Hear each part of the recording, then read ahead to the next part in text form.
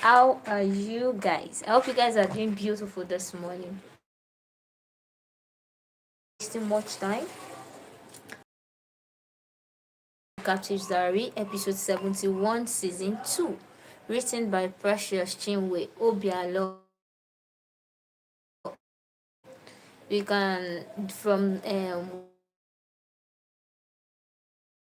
teenagers camp or teenagers Bible.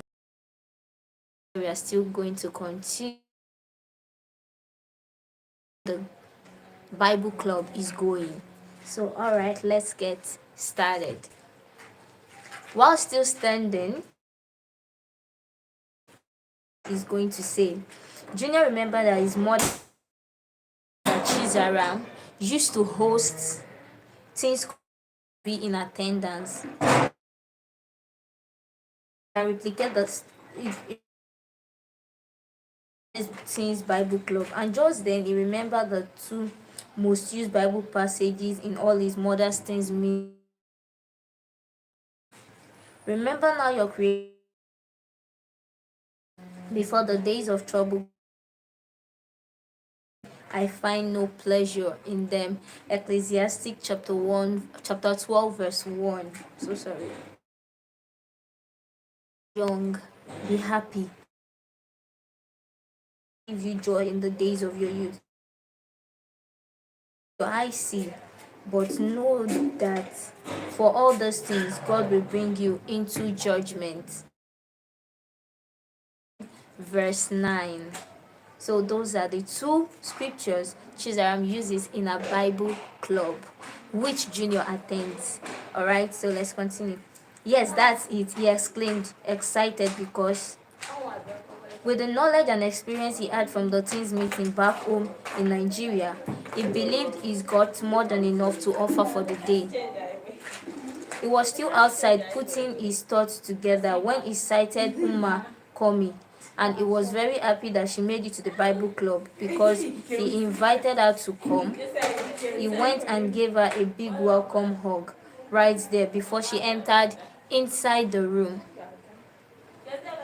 The teens in the room prayed, worshipped and danced, and it was all led by Sarita because it was Emeka's turn to speak.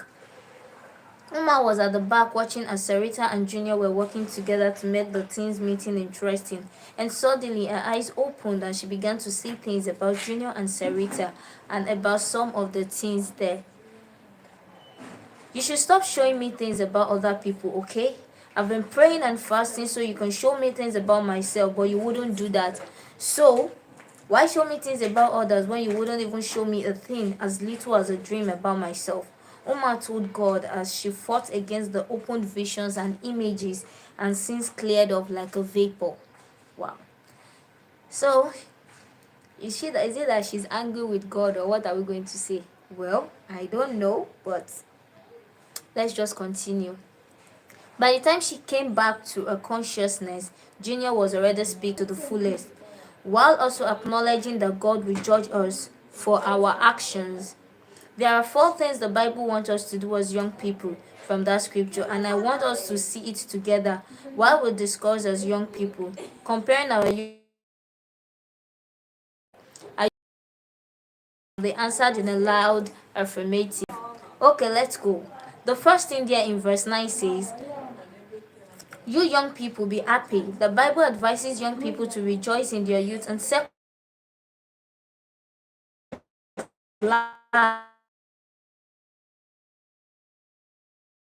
we are not meant to be depressed as young people.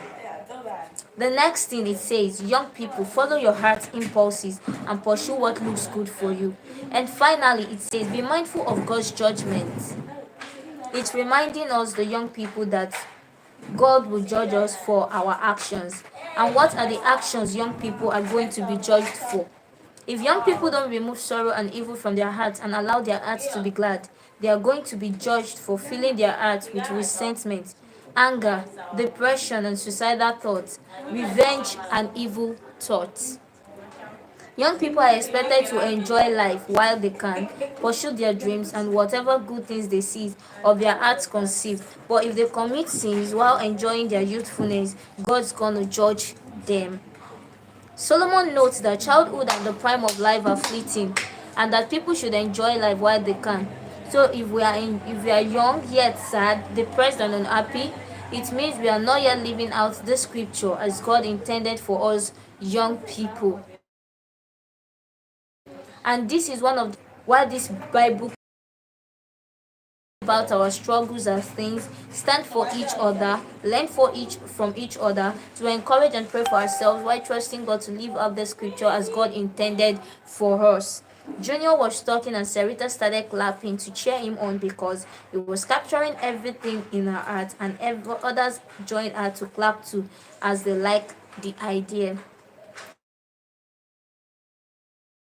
For him, then continued. I'm not going to speak any further because I want us to give room to speak to. Can we talk about our challenges as things? Those things that's negatively affecting our happiness and lives and things, and teenagers. Can anybody share with us? He asked, and a girl waved her hands to him, interested in speaking, and she was giving the audience to speak. I'm Christine Rice.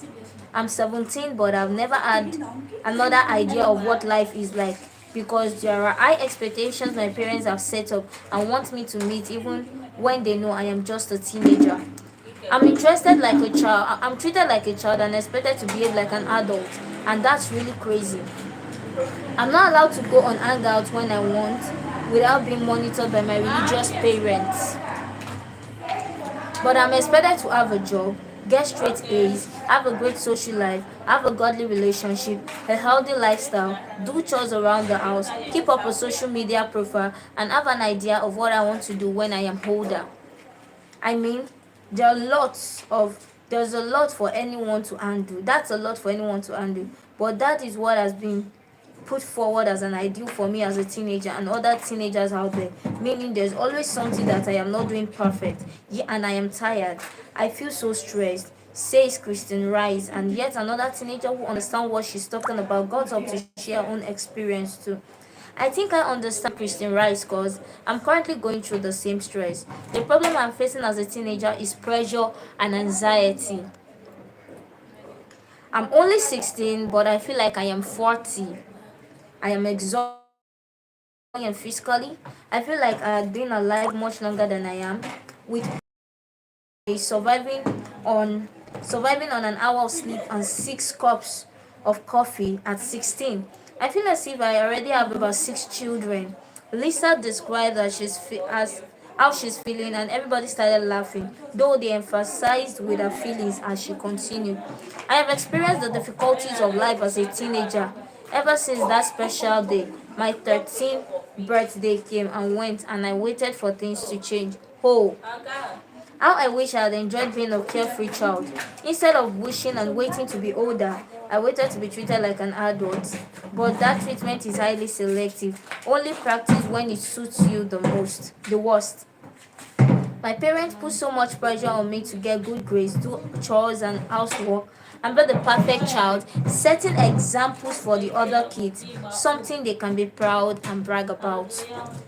Then comes the pressure of high school, the pressure to get good grades, the pressure to do all the extracurricular activities to get into a good college, the sports, the social life, the teachers, the lack of sleep. It all piles on one thing on top of the other, weighing you down more than your 50 pounds backpack already does. This tremendous pressure to be an adult is intensified by the contradictory messages of parents and teachers. With everything us teenagers are able to handle, they still do not believe we are capable of knowing who we are or what we want. It's just a phrase. You don't know what you're talking about. I know what's best for you. You aren't capable. You're just a child. All of this fuel our anxiety as we exhaustedly attempt to prove them wrong. Lisa continued, and other kids who could relate with her feelings cheered her on. It's this social anxiety that's almost killing me. All the people and the pressure to fit in is just becoming too much. High school is no place for a fat, nerdy brand girl. Hateful people saying hurtful things. Each stinging word is another stone thrown on the pile. My grades fell alongside my spirit, and now I am failing. crushed by the weight of the world. I came here because I am at that point where I believe killing myself would be easier than going to school.